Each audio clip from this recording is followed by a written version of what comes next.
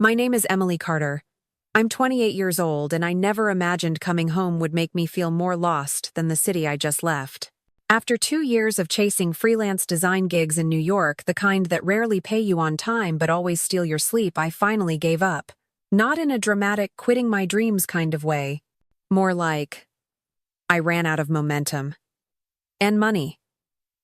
And honestly, hope. So I booked a one-way flight back to Boise, Idaho. The plan was simple: regroup, catch my breath, maybe spend a little time with the people who've known me the longest. I told myself I needed rest, but deep down I just wanted to feel held again. Instead, I found an empty arrivals terminal, a buzzing phone in my hand, and a voice on the other end saying, "Oh, was that today?" Before we go any further, have you ever been forgotten by someone you love, not yelled at, not betrayed, just overlooked? If you have, hit like or leave a comment, because what happened next didn't break me, but it did show me exactly how far away home can feel even when you're standing right in it. Let me take you back to that moment just so you understand what silence really sounds like. The airport wasn't even crowded. That's the first thing I noticed. No long security lines. No screaming kids. Just the low hum of announcements echoing through mostly empty gates. I pulled my suitcase behind me, the wheels catching on the same tile patterns I used to walk over when I was younger, when flying home meant warm hugs and someone waving at the exit doors. I remember spotting my dad's faded baseball cap from a distance once, and how it made my heart leap. This time, nothing. I waited. I told myself maybe they were just parking. I checked my phone. No messages. No missed calls. I hesitated, then dialed. It rang 3 times before my mom picked up. Her voice wasn't rushed, wasn't panicked. Just normal? "Emily, wait. You're at the airport now," I smiled, trying to keep my voice light. "Yeah. I landed 25 minutes ago." A pause. Then, "Oh, shoot. I thought it was tomorrow. Can you just grab a cab?" I think I said. "Sure." I think I even laughed. But inside something went very, very still. It wasn't anger. That would have been easier. It was more like that feeling you get when you realize the invitation wasn't really for you, that you just happened to show up where no one was expecting you, or worse, no one remembered to. I stood near the sliding glass doors, watching families reuniting around me. A little girl being scooped into someone's arms, a teenager greeted with balloons, even a couple my age laughing, almost crying as they kissed. Everyone belonged to someone. I ordered a ride share. The wait was 12 minutes. That may not sound long, but in that moment it stretched like a slow drip of cold water down my back. I sat on a bench near the pickup zone. The plastic seat was cracked. The air smelled like exhaust and vending machine coffee. I looked down at my hands, still gripping my phone like it might offer a reason. No message came. And here's the strange thing: I wasn't surprised. Looking back, I think part of me always knew something had shifted while I was gone. But I'd held on to this picture in my head of coming home, of being seen. Of someone saying, "You tried and were proud. Even just, I missed you." Instead, I was rerouted straight into indifference. A little voice inside whispered, "That wasn't the first time." I didn't want to hear it, so I stood up. My driver texted they'd arrived. A gray sedan with a dented bumper. I loaded my suitcase in silence. The ride was quiet. I gave the driver the address and leaned against the window, watching streetlights blur past the glass.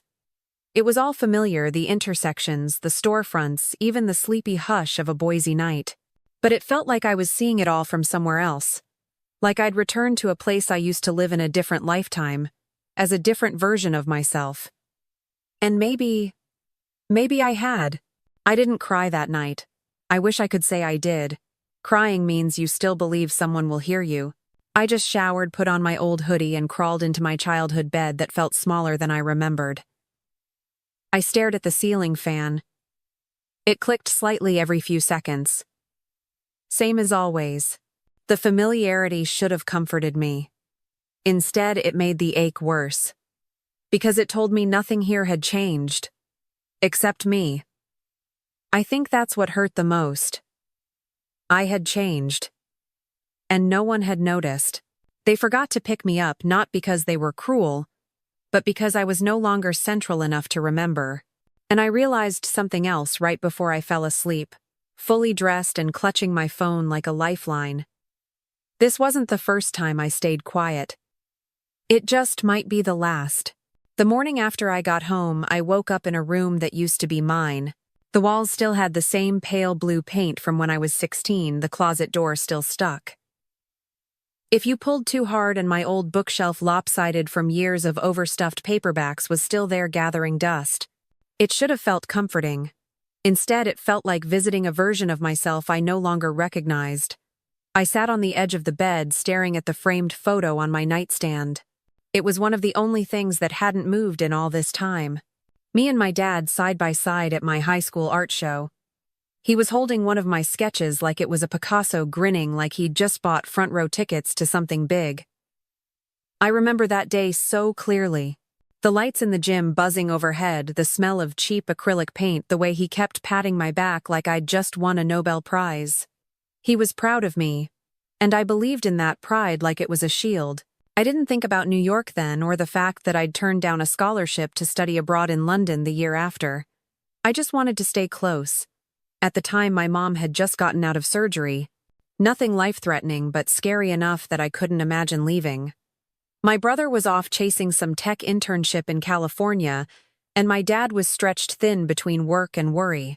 So, I stayed. I never told anyone about the letter. Never told them I even got in. Just folded it up, slid it into the back of a drawer, and told myself, there'll be other chances. There weren't. It's funny looking back now. How easy it was to disappear into the background when you start convincing yourself that your presence is useful, that your silence is helpful, that your sacrifice is noble. At the time, I thought I was doing the right thing, being the good daughter, the one who didn't cause trouble, the one who kept things calm. I stopped applying to schools overseas. I picked a local design program and commuted. I made dinner when mom needed rest, ran errands when no one asked. And every time I did, I told myself I was choosing them, that choosing family was what love looked like. But sitting there in my old room, that framed photo still tilted a little to the right, I realized something I hadn't wanted to admit. I was never asked to stay. I just stayed. Downstairs, I could hear someone moving in the kitchen cabinets, opening plates clinking. I stayed sitting for a while, my hand resting on the comforter like I was afraid it might dissolve if I moved too quickly. Then I reached into my backpack and pulled out my old sketchbook. It was worn, the corners frayed, the edges smudged with graphite from pages I'd drawn over and over again on the subway, in cafes and airports. I didn't open it. I just held it. Like it was a part of me I was still trying to remember how to carry. Eventually, I wandered down to the kitchen. My mom was talking on the phone, laughing about something my brother had done. Apparently, he'd just gotten promoted, something with a new title and a higher salary, and everyone was so proud. She waved at me mid-sentence, didn't cover the receiver, just pointed at the coffee pot and smiled like, "You know the drill." I did. I poured myself a cup, sat down and listened to her talk about his new apartment, and how he finally bought that standing desk, and how nice it must be to live in a city where things are happening. She didn't ask how I slept, or how it felt being back, or why I looked like I hadn't exhaled in days. It wasn't malicious. It was just automatic. She was happy for him, and I didn't want to take that away. So I smiled, stirred my coffee, and remembered a time when she used to ask about my dreams, not just my decisions. After she hung up, she glanced at me and said, "You're quiet this morning." I shrugged. Jet lag. She nodded and walked over to the sink, rinsing a plate from the night before. That was it. That was the whole conversation. Later that afternoon, I was digging through the closet in my room trying to find an old hoodie when I came across a stack of birthday cards in a shoebox. Most of them were mine, from friends, cousins, that one teacher who always signed in glitter pen. But one caught my eye. It was sealed, never opened. No name on the envelope. When I pulled it out, the handwriting on the front stopped me. It was my mom's. I opened it slowly. Inside was a simple card cartoon balloons. A short printed message. Nothing written. Just blank space. I stared at it for a long time. I don't know if it was meant for me. Maybe she bought it and forgot. Maybe she never sent it because she didn't know what to write. But holding that unsigned card in my hands, I felt something settle in my chest. Not anger. Not sadness even. Just the quiet realization that love the kind I'd always hoped for might have looked different in her eyes. I sat down on the floor, card in one hand, sketchbook in the other, and I thought they'd remember. But maybe I was the only one keeping score. Maybe the love I thought we had was a little more fragile than I wanted to believe. And maybe that's why I was starting to forget who I used to be, the girl in that photo, the one with paint on her jeans and a world of plans in her eyes. Let me pause here for a second, because what I found next made me see everything just a little bit differently. I didn't open the sketchbook that night. I just sat with it on my lap, staring at the cover like it held a map back to something I wasn't ready to touch. I don't know why finding that unsigned birthday card hit me so hard. Maybe it was because it wasn't cruel. It wasn't angry or dismissive. It was just blank. Like someone started to say something meaningful and then thought better of it. That kind of silence stays with you, especially when it comes from the people you're supposed to feel most seen by. The next morning started like any other. I came down to the kitchen hoping, maybe foolishly, for warmth. Not a parade or anything. Just coffee made someone asking how I slept. Maybe a glance that said, "I'm glad you're here." Instead, I walked into a scene that could have been playing on a loop from any other day of my teenage years. My mom was already at the kitchen counter on the phone with someone. I think it was my aunt, talking about my brother's promotion again. He'd apparently gotten a new job title, more stock options, something techie that no one quite understood, but everyone agreed was impressive. My dad was seated at the table, eyes buried in the local paper. He gave me a one-word grunt when I said good morning. I made myself a cup of coffee, tried to smile, tried not to let the weight of being invisible settle so quickly into my skin. I took the same seat I always did, just out of habit. But I might as well have been a ghost. You ever try to blend into a moment so hard it feels like you could disappear? That's what it felt like. I sipped my coffee in silence, nodding occasionally to things I wasn't really listening to. My mom laughed at something on the phone, something my brother had said, and the sound twisted something in my chest. Because I used to be the one she bragged about. At least I think I did. There was a time when she'd clip out my art show write-ups from the high school bulletin or beam when someone mentioned my latest sketch posted online. Now, it was like I'd been gently filed under used to be interesting. At first, I tried to tell myself I was overreacting. It had only been a couple days. People get busy. Families fall into rhythm. But here's the thing. The rhythm had moved on. And I was out of step. That afternoon, my younger cousin stopped by, the one who used to idolize me when she was little. Back then, she'd steal my markers and beg me to draw her as a fairy princess. Now she was 19 in college, hair dyed a bold lavender and carrying herself like she had the whole world figured out. She walked into the kitchen, hugging my mom tight, chatting about a party she was planning. Then she turned to me and smiled. "Hey, you're back, right? I thought you were in Portland or something, New York actually." But I didn't correct her. I just said, "Yeah, I just got in a couple days ago." "Oh, cool," she nodded politely, then turned back to my mom to talk about playlist ideas for the party. I stood there for another minute, then quietly slipped back upstairs. And that's when it hit me. I'd spent the last 2 years thinking I was just out of sight. That if I came home, really came home, they'd remember where I fit. But maybe I was wrong. Maybe I'd drifted so far out of orbit they'd built a new atmosphere without me. Back in my room, I opened the drawer where I kept old birthday cards and letters, the ones I'd never thrown out because I believed in holding on to proof of love even if it faded. I found another one. A card from my brother from years ago. It had a cheesy cartoon and a line inside. "To the best little sister ever, even when you make everything about feelings." I remember laughing when I first read it. But now it didn't feel like a joke. It felt like a label. like they'd put me in a box marked too emotional and left it in the attic. I sat on the floor back against the wall, hands resting on my knees. It wasn't just that I'd been forgotten at the airport. It wasn't even that no one had really asked how I was doing since I got back. It was the growing distance.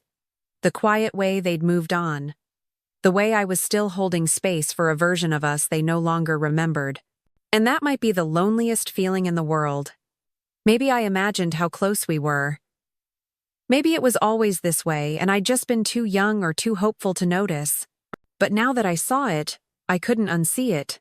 That night I lay in bed, the sketchbook still unopened on my nightstand. And for the first time I didn't feel like I was just visiting home. I felt like I was visiting the life of someone I used to be, someone who used to belong here. And the silence, the same silence I'd been raised in, suddenly felt a lot heavier than I remembered. That night I couldn't sleep. I lay in my childhood bed, the same one with the creaky frame and the old quilt my grandmother sewed when I turned 13. The ceiling fan above me clicked in uneven intervals. Click, click, pause, click, a rhythm I used to find comforting. Now, it just made the silence louder. I kept thinking about my cousin's face when she didn't know where I'd been. About the empty space at breakfast, the way the conversation just flowed around me. It wasn't the first time I'd felt like a background character in my own story. But it was the first time I started to wonder if maybe that's the part I'd written for myself. Around 2 in the morning I got out of bed. I didn't even turn on the lights. Just let the moonlight guide me as I crossed the room to the old wooden chest I hadn't opened in years. It still smelled like cedar and ink and the past. At the bottom, under some faded sketch pads and a rolled-up poster from a school play, was a thin manila envelope with a red paperclip. I knew what it was before I even touched it. I sat on the floor and held the envelope in my lap like it was made of glass. Inside was a folded letter. And a brochure. Both from the Royal Academy of Design in London. The letter had my name at the top in clean, crisp font. Dear Miss Carter, we are pleased to inform you. I ran my fingers across the words like they might still be warm. Like they might still matter. And for a moment, I was 21 again. Sitting on the edge of this same bed, holding this same letter, my heart full of fire and fear, and the feeling that maybe, just maybe, I was finally going somewhere that would see me. But then Mom got sick. It wasn't life-threatening, but it was sudden. She needed help at home. My brother was gone. My dad was barely holding it together. No one asked me to stay. They didn't have to. I just folded the letter, slid it into this envelope, and said nothing. I told my friends I didn't get in. Told myself it was okay. That it wasn't the right time. That Boise had its own kind of magic even if no one else believed it. I picked a local program, got a part-time job, filled in the gaps. Grocery runs, doctor appointments, late-night pharmacy pickups. I made myself useful. And every time I wanted to speak up, every time I held that envelope in my hands and thought about saying, what if I still go, something in me froze? Because I already knew the answer. Not from them. From me. There's this kind of love that looks a lot like loyalty. And sometimes they're the same. But other times loyalty is just the name we give the fear of becoming selfish. And I was terrified of being selfish. So I smiled. I stayed. I kept showing up. Until the showing up became my identity. And the dream in that envelope became decoration. I stood up and took the letter to my desk. The same one where I used to paint under a yellow desk lamp until 2 in the morning, imagining my life in galleries and city streets. I placed the letter on top of the desk and just stared at it. Not with anger. Not even regret.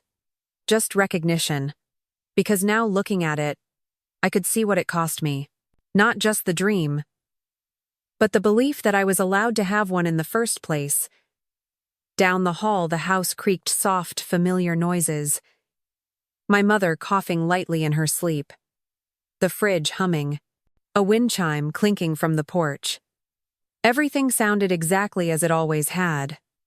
But inside me, something was different. Not loud, not sharp, just awake. I folded the letter and slid it into the inside pocket of my coat. Not to hide it again, but to carry it with me this time. On purpose. And before I turned off the desk lamp, I whispered, I chose them. Every time. It wasn't bitter. It was just the truth. And here's the part I didn't realize until later. That truth. It would be the very thing that made what happened next hurt more than I was ready for. The next Saturday, we had a small gathering in the backyard for my cousin's birthday. She was turning 20. There were balloons, mismatched folding chairs, a Costco sheet cake, and someone's Bluetooth speaker playing early 2000s throwbacks on a loop. It should have been nothing. But those little gatherings, they always show you more than they mean to. I showed up early not because I was excited, but because I knew no one would notice either way. I'd baked a lemon loaf from scratch, wrapped it in wax paper, and tied it with string. It sat on the patio table like an unopened apology. My mom was buzzing around, setting up napkins and stacking plastic cups. She gave me a brief, half-distracted hug, then asked me to move the drink cooler. I said sure. And I did. Because that's who I've always been. Helpful, quiet, low maintenance. By the time people started arriving, I was already sitting in the corner under the one tree that gave any real shade. From where I sat, I could see the whole party, see the way people moved around each other like they'd rehearsed it. Familiar ease. Familiar faces.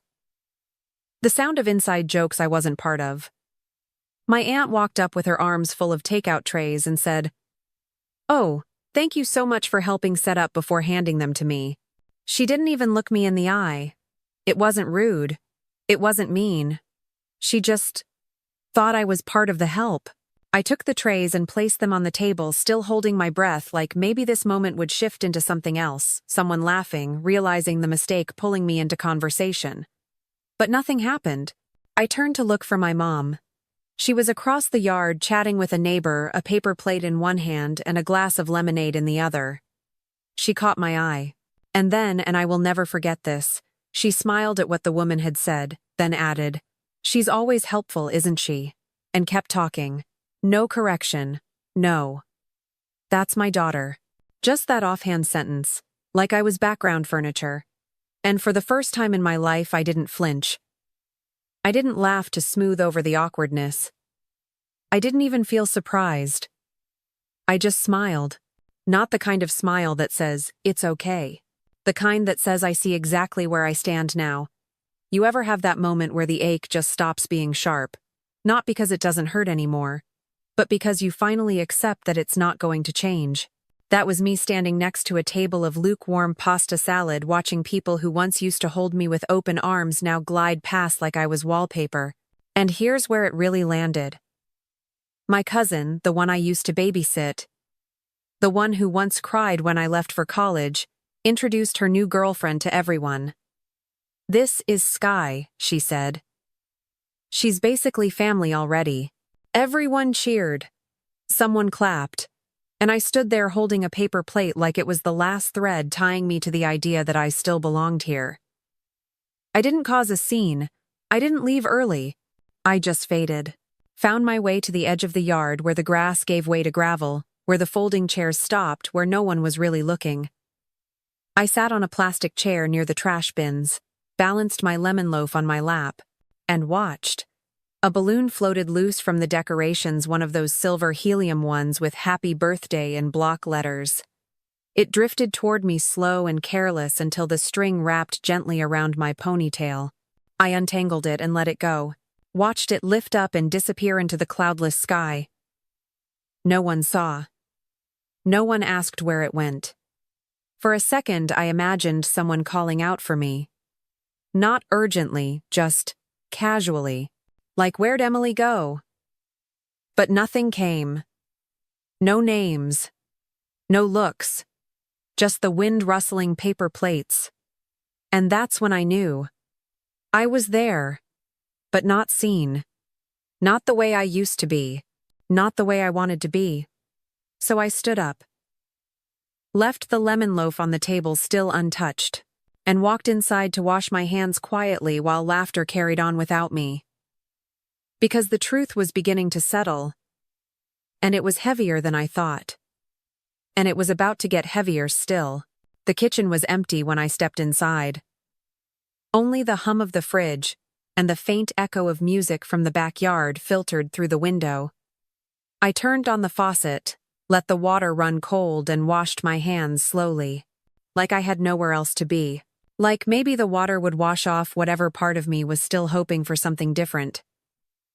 I stared out the kitchen window while drying my hands on a towel older than I was.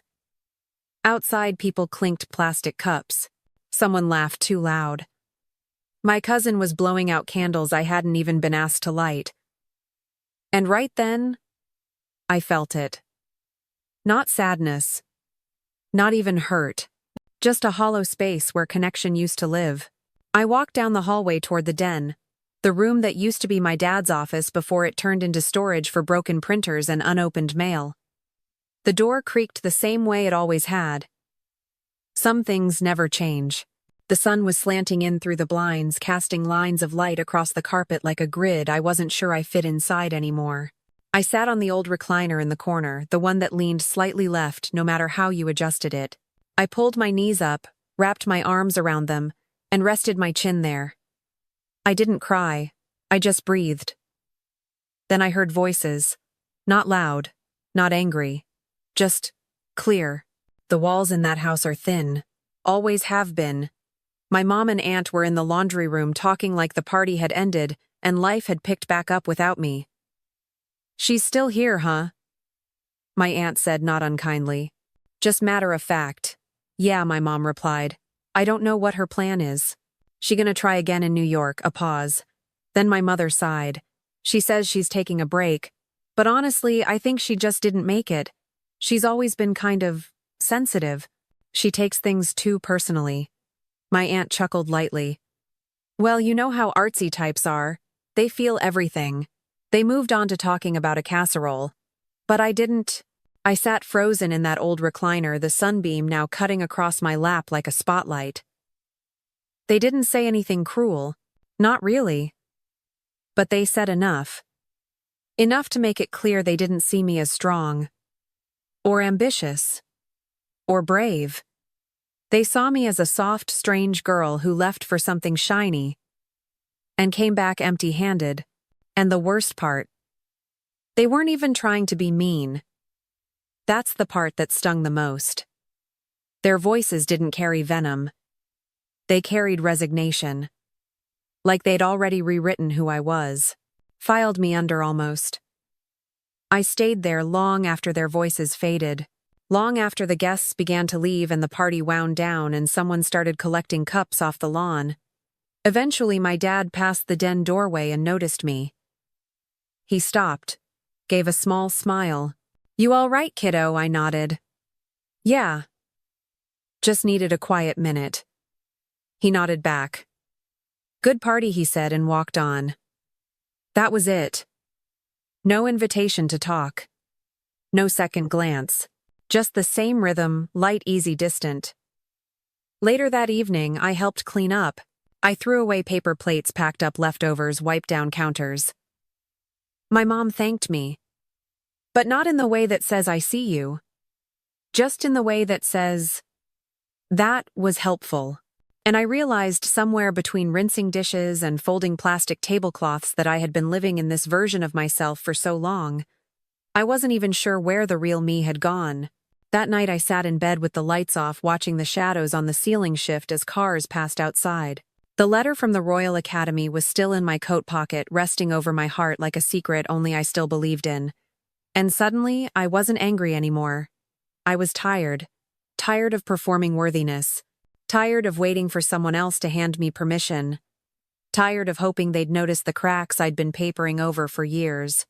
I reached for my phone, opened a blank note, and typed one sentence. What if I started over? Just those 5 words.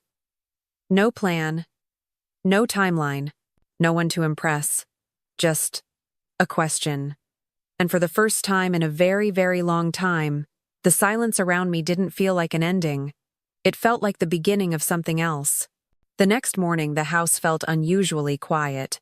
Not peaceful quiet. Empty quiet. Like something had been removed from the air and no one noticed. I moved through the kitchen like a guest in someone else's Airbnb. Same countertops, same smell of cinnamon and toast, but the feeling was thinner. Everyone had somewhere to be. My dad had gone to the hardware store. My mom left a note that she was meeting her friend Bonnie for brunch. The only sound was the dishwasher humming behind me as I sat at the table with a mug of coffee gone cold. I stared at my phone, rereading the note I'd typed the night before. What if I started over? I'd written it as a whisper to myself, but now it echoed like a dare. I opened my laptop for the first time in days. It booted up slowly, almost hesitantly, like it too had been forgotten. The background image was still a photo of Brooklyn rooftops at dusk taken from my old sublet window before I moved out. I used to love that view. It reminded me of movement, of motion, of being in the middle of something. I opened a new tab, then stared at the blinking cursor in the search bar, and I typed freelance design platforms that pay well. That was the moment it started. Not a breakthrough, not a lightning bolt, just a shift. You're not going to believe this, but the first link that popped up, a coaching program, specifically for creative women starting over in their late 20s and 30s. The headline said, "Turn your creative burnout into a business." Something about that sentence made my heart skip. I clicked on it. Watched the video with one eyebrow raised, ready to be skeptical. But the woman in the video didn't talk like a guru. She spoke like someone who had hit the same wall I had and clawed her way through. I found myself nodding. Not because she had all the answers, but because she was asking the questions I hadn't let myself speak aloud. What would your life look like if you believed your creativity wasn't a liability? Let me back up for a second. A year ago, I never would have clicked that link. I would have scoffed, said another life coach with a soft filter and a payment plan. But now I was sitting in the kitchen of a house that used to feel like home, scrolling through testimonials from women who looked tired like me but radiant in the after. Something cracked. Something brave. I didn't sign up right away. I just bookmarked it. Then I did something I hadn't done since coming home. I opened my email. Hundreds of unread messages. Spam. Client follow-ups I'd ignored. Newsletters I didn't remember subscribing to. But one email caught my eye. Subject line: "It's never too late to reintroduce yourself." It was from a creative retreat center I'd looked into 2 years ago and forgotten about. They were offering a scholarship. The application deadline was 3 days away. I stared at it. My heart thudded. I wasn't ready. I didn't have the energy. I didn't have the right answers. But I clicked apply anyway, because something inside me whispered, it's time to stop waiting for permission. Around noon, my mom came home. She walked in humming, carrying a brown paper bag with leftover muffins, and said, "There's a cranberry one in there you'd like." I smiled. Said thank you. She didn't ask what I'd been doing. Didn't notice the open laptop. Didn't see the shift. And I didn't offer it. Not because I was hiding, but because I didn't need her to validate it. This moment, this quiet first step, it belonged to me. That night I pulled out my sketchbook for the first time since I'd unpacked. Not to make something perfect, just to move my hand. A single page. One messy line turning into something that almost looked like a window. I didn't stop to correct it. I didn't even shade it in. I just let it be what it was, a beginning. The next morning I made a list. Not a bucket list. Not a grand vision board. Just 10 small things that made me feel like myself again. Morning walks before anyone's awake. Chai lattes in mugs that don't match. Sketching people who don't know they're being drawn. Learning something new on purpose. Saying no without explaining laughing too loud. Making playlists for moods that don't exist. Sending emails without fear. Writing without editing. Leaving before I'm erased. I taped the list to the wall above my desk, and then I whispered, I'm not invisible. Not to me. And for the first time in what felt like forever, I believed it.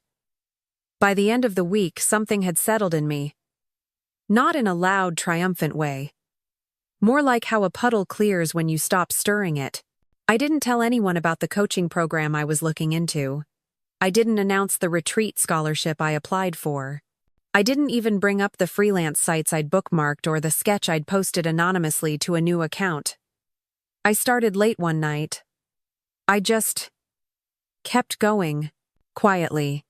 And it was in that quiet that I started to realize something. Nobody noticed. I'd expected someone to ask why I was waking up early again. Why I was taking walks with my earbuds in and coming back with this new strange energy in my step. I thought maybe my mom would catch the way I was smiling more during dinner. Or my dad would peek into the room and notice I'd been sketching again. But no one said a word. And that silence. It didn't feel like rejection anymore. It felt like permission. Here's where things got weird. I started feeling good. Not because anything outside of me changed, but because for the first time in forever I wasn't asking for approval to feel that way. And that was new. One afternoon I made a small sign and taped it to the inside of my closet door. It read, "No one needs to believe in it but me." Every time I opened that door I saw it. Every time I got dressed or folded laundry or reached for my boots, it was there like a whisper in my bones. No one needs to believe in it but me. I picked up extra hours doing design work for a friend of a friend's Substack, small jobs, social graphics, a brand refresh, a new banner with her favorite color palette. It didn't pay much, but it reminded me that I still had something to give, something other people might actually want. And when the payment landed in my account, $135, zero, I didn't think. That's not enough. I thought I made that happen. I smiled at the screen like it had said my name. But here's the twist. The more I returned to myself, the more distant I felt from the people around me. It wasn't dramatic. It wasn't even sad. It was just real. Like I was walking on a different frequency and they couldn't hear the beat. One night over dinner I mentioned I was thinking of doing a weekend trip. Nothing big, just to drive up to Missoula a few nights alone, maybe a workshop I'd seen online. My dad didn't look up from his salad. My mom tilted her head and said, "Why are you meeting someone there?" I shook my head. "Nope, just want some space." She smiled politely. "Oh, that's spontaneous of you." And then changed the subject to Costco coupons. It didn't hurt, not the way it used to. It just confirmed what I'd already started to suspect. This version of me, the one who was getting curious again, asking questions, dreaming a little, she didn't really fit inside their framework of who I was. And maybe that was okay. Maybe they didn't need to understand it. Maybe I didn't need them to. A few days later, I submitted the final application materials for the creative retreat. It was due by midnight. I hit submit at 11:47 p.m. in my pajamas, sitting cross-legged on my bed with an old hoodie and my laptop propped up on two pillows. My heart raced as the screen refreshed. And then, a confirmation email popped up. Just a short line. "Thank you, Emily. We've received your application." No applause. No one cheering in the next room, but my chest felt warm. Like I'd done something holy. Later that night, I walked into the kitchen to get some water. The house was dark, quiet still. As I stood by the sink sipping from a glass, I heard my mom's voice from the living room. She didn't know I was nearby. She was on the phone. "No, she hasn't said anything," she murmured. "Just kind of keeps to herself. I think she's still figuring it out." A pause. Then softer. "She was always sensitive. But maybe that's not such a bad thing anymore." I stood there in the half-light, listening to the way her voice wrapped itself around that word sensitive. And for the first time in my life, I didn't flinch, because now it felt like a superpower. The email came at 2:14 p.m. on a Wednesday. I was sitting at the dining room table editing a Canva layout for a yoga coach in Arizona, someone I'd never met who found me through a quiet referral. The work was light but creative. Colors, movement, balance. Three things I hadn't felt in a long time. And just as I was adjusting the line spacing under a quote that read, "Come home to yourself," a notification pinged in the corner of my screen. Subject line, "You've been selected." At first I thought it was spam. My brain didn't catch up fast enough, but then I saw the sender's name, the retreat center, and I stopped breathing. No dramatic music, no swelling background score, just my pulse loud in my ears. I clicked. Read the words once, then again and again, just to be sure they were real. "Congratulations. We're thrilled to invite you to join our fall cohort. Your story moved us." I sat perfectly still, like even blinking might undo it, like the moment would dissolve if I moved too fast. Then I whispered so softly it didn't even feel like sound. "Oh my God. Let me back up for a second. You should know something about this retreat. It's not fancy. It's not viral. There are no Instagram reels or choreographed sunsets. But it's real. A small circle of women. 5 days. Up in the mountains near Taos. Journals. Paint. Walks at sunrise. No Wi-Fi. Just space. And presence. The kind that holds you without asking for anything in return. I hadn't realized how badly I wanted that, until it was mine. You're not going to believe this, but the first person I told wasn't family. It was the yoga coach from Arizona. We'd never even spoken on the phone. But when she sent her payment with a little note that said, "These graphics are magic. You really get it," I typed back before I could second guess myself. "Thank you. I just found out I got into a creative retreat I really wanted." She replied in less than a minute. "You deserve that. Enjoy every second. Refill your cup." And I swear I almost cried. Not because it was over the top, but because she saw me. Later that evening we had dinner like usual. Leftovers and salad. No candles, no questions. At one point my dad asked how my day was and I said, "Pretty good." He nodded like that was enough. And, honestly, maybe it was. Because I didn't need him to understand the weight of what had just shifted. That space, the space I'd always tried to fill with other people's approval. It was getting quieter now. Not empty, but calm. I printed the email and folded it in half, slipped it into my notebook. Not as proof, but as a reminder that sometimes when no one else claps for you, you clap anyway. A few days later I booked the ticket. It wasn't expensive, but I still hovered over the confirm button for a long minute. Not because I doubted the trip, but because it felt like a symbol. Like every time I'd put something off every no, I'd told myself every dream I'd set aside for later was bundled into this one decision. And finally, I clicked confirm. The confirmation page loaded. And I sat back, let out a long breath, and smiled so wide my cheeks ached. The next morning I packed a box. Just one. A few notebooks. My favorite markers. The hoodie I used to wear when pulling all-nighters at the studio. And a candle that smelled like bergamot and cedar, something I hadn't lit in years. I taped it shut, wrote TOS on the top in thick black marker, and placed it beside the door. Here's the thing no one tells you. Starting over doesn't always look like leaving. Sometimes it looks like staying, but with new eyes. Sometimes it's quiet. Sometimes it's just one email. One yes. One deep breath at a time. And that's exactly what I was doing. Breathing again. Fully. Finally. For me. The box sat by the door for 3 days before I told anyone what it was for. It wasn't a secret, but it was sacred. And sometimes sacred things need a little time before they're shared. I waited for the right moment, the one that never really came. So instead I made one up. It was Sunday morning. My mom was unloading groceries. My dad was checking the oil in the car. I leaned against the kitchen counter and said it casually, like I was mentioning a dentist appointment. "I'm going to New Mexico for a week next month." The air didn't shift. No dramatic pause. My mom reached for the bag of oranges. "What's in New Mexico?" "A retreat," I said. "Creative. Mostly for artists and writers." That got her attention, but only a little. "Oh, that sounds nice." She didn't ask what kind of retreat. Didn't ask why I applied. She just said, "Will you need a ride to the airport?"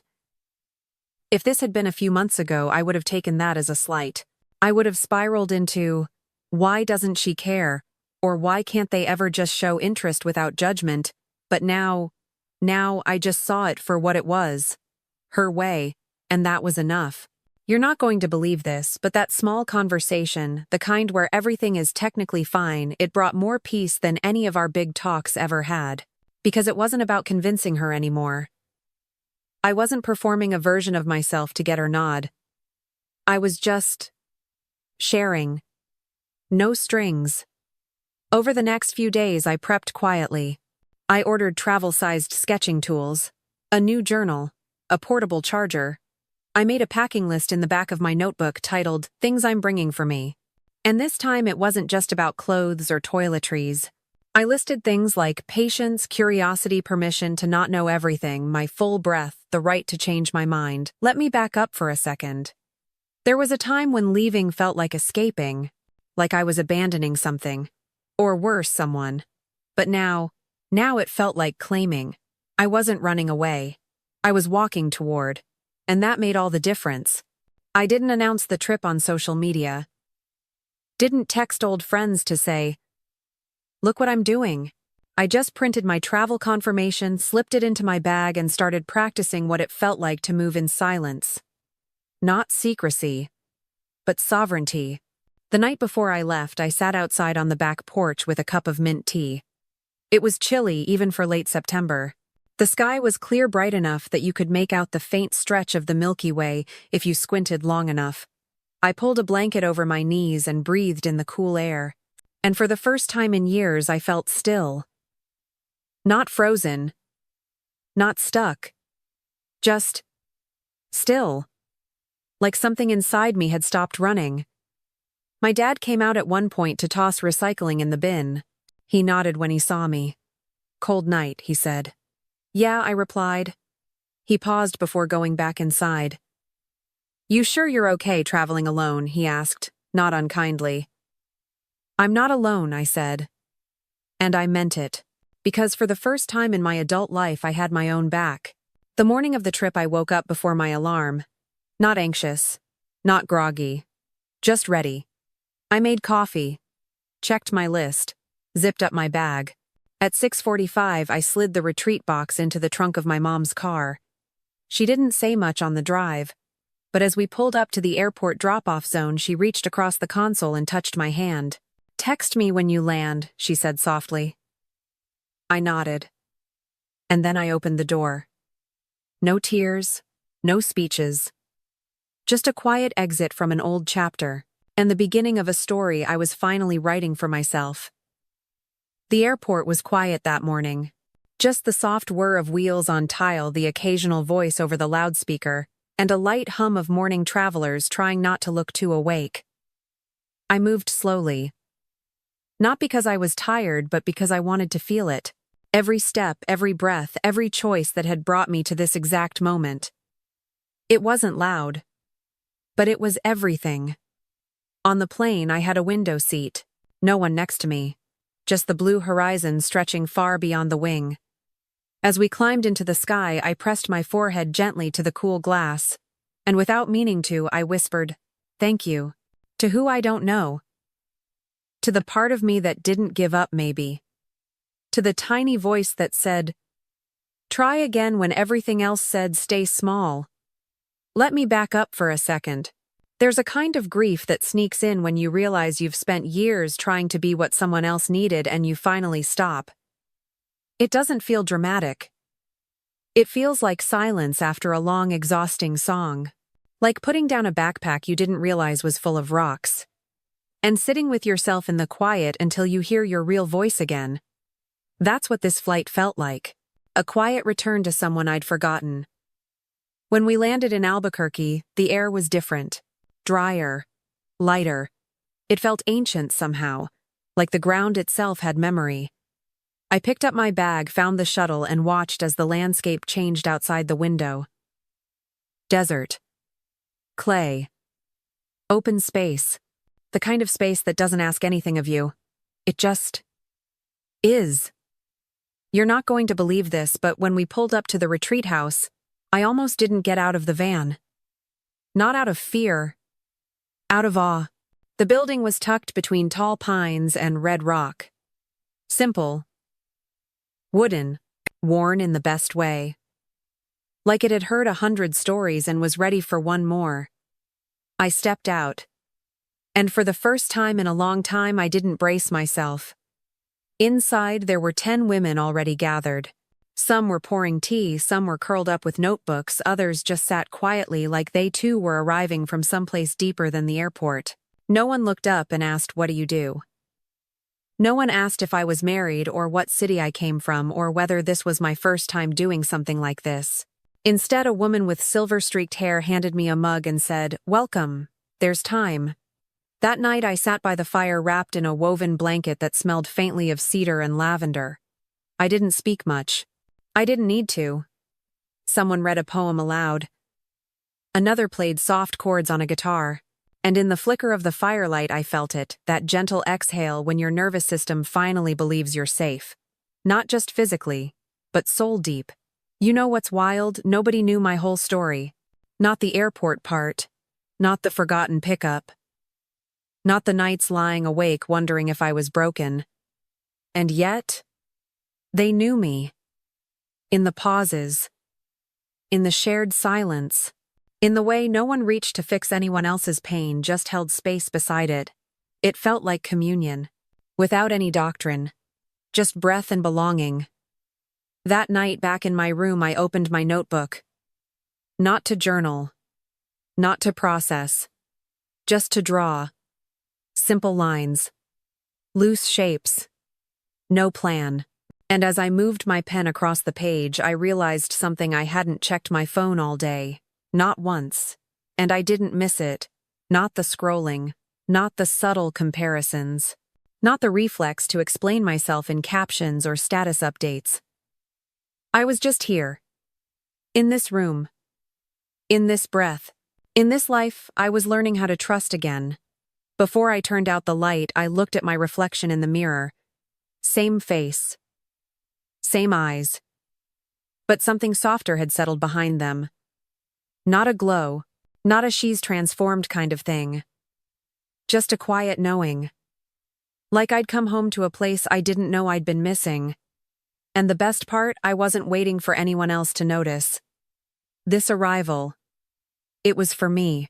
The final morning of the retreat came quietly. No dramatic send-off. No emotional speeches. Just the sound of a kettle humming in the kitchen and soft footsteps creaking across the floorboards. I woke up before the sun wrapped my shawl around my shoulders and stepped outside into the stillness. The air was cold enough to sting my cheeks, but I didn't move. I wanted to feel it all. Because this was the first time in a long time I wasn't rushing to get back. You won't believe what I brought with me to that porch. It wasn't my phone. It wasn't my to-do list or the email backlog waiting for me. It was a letter, to myself. I'd started it the second night under the soft lamplight in my room when the silence had finally settled enough for me to hear what I'd been avoiding. And this morning I finished it. No big declarations. No checklists for how to fix my life. Just one truth I could hold on to. I trust you now. Let me back up a second.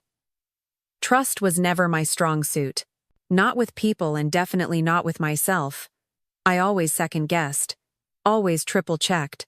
Always looked for someone else's face to mirror back my decisions before I believed they were valid. But something shifted this week. It wasn't loud, but it was deep. There's something about waking up without a single expectation from the outside world and still choosing to show up for yourself anyway. That kind of practice, it builds a new kind of muscle. Not willpower, not control, but self-belonging. At breakfast, one of the women handed me a small card. Nothing fancy. Just a watercolor edge and 4 words written in delicate cursive. You already made it. And something about that, about being seen not for what I was planning next, but for where I already stood, it made me tear up right there over a bowl of oatmeal. I didn't know it at the time, but that moment, it was the emotional finish line I didn't even realize I'd been chasing. Not because I'd arrived somewhere, but because I'd stopped trying to prove I deserved to. There's a difference. And once you feel it, you can't unfeel it. The shuttle back to the airport was quiet. A few whispered goodbyes. A shared playlist passed between phones. I looked out at the New Mexico sky wide and open and thought to myself, this wasn't an escape. It was a beginning. But not the kind you post about online. Not the, I'm reinventing myself, or watch me glow up kind of beginning. This was quieter. Gentler. The kind of beginning that just lets you breathe again. You know what was waiting for me when I got home? Nothing big. No party. No parade. Just my apartment still smelling faintly like the eucalyptus candle I'd forgotten to blow out. Mail stacked by the door. Shoes where I'd kicked them off. A single voicemail from my mom. Let us know when you're back. Dinner's at 6 if you want to come. No pressure. No strings. Just an opening. And that was enough. Here's where it gets weird. I didn't go to dinner that night. Not out of rebellion. Not because I was hurt. But because I wanted to make a meal for myself the way I like it with extra garlic and music playing in the background. It felt sacred. And I realized something while I stirred that pot of pasta. I wasn't mad anymore. Not about the airport. Not about the years of feeling unseen. Not even about the things that still hurt a little when I think too long. Because the story I was telling myself now, it wasn't about them, it was about me. Not me in reaction to their silence. Not me as a response to their absence. Just me. Choosing. Breathing. Creating space for something new to grow. And if you've ever been the quiet one in the room, the forgotten one, the one who always smiled, so no one had to look deeper, you'll understand this next part. That night, I opened my laptop. Not to scroll, not to numb out, but to begin something. A project I'd been too scared to start for years. A podcast. Just my voice. My pace. My story. I didn't have a script. Just a title. No one picked me up, so I picked myself. And as I hit record, I smiled. Because this time I wasn't performing. I wasn't hoping someone would listen and finally say, "We see you now." I was speaking because I already saw myself. And that was the real arrival. Sometimes the loudest moments in our lives are the ones no one else hears. And maybe that's okay. Because healing doesn't always come with applause. Sometimes it sounds like your own breath. Steady and sure. Like coming home to yourself after a long, quiet road.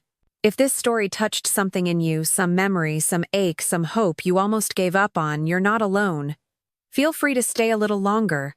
Like, subscribe, or just breathe with me again next time. There are more stories I want to tell, soft ones, real ones, the kind we don't say out loud but feel all the way through. Until then, keep coming back to yourself. I'll be right here.